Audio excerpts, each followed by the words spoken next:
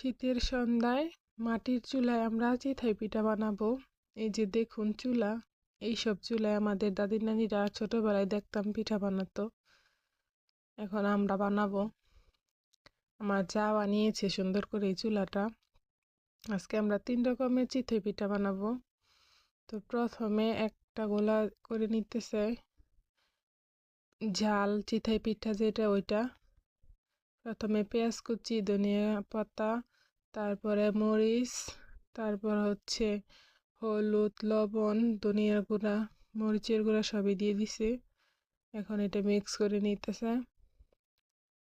তো দেখুন, তারপর বানাবো ডিমের পিঠা।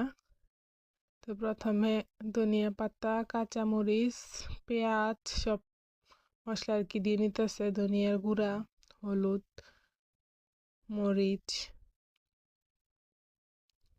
সব দিয়ে ডিমটা গুলে নিব।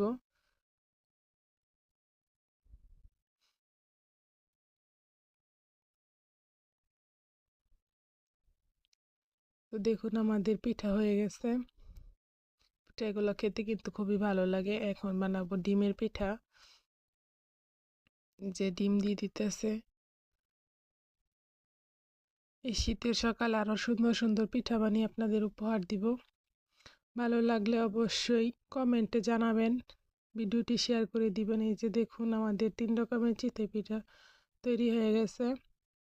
এখানে আছে শুটকি ভর্তা, ধনিয়া পাতা ভর্তা, তারপরে হচ্ছে খাঁটি খেজুরের রস।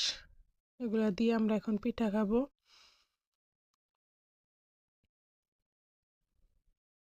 ভিডিওটি ভালো লাগলে অবশ্যই লাইক, কমেন্ট, শেয়ার করে দিবেন। আল্লাহ হাফেজ।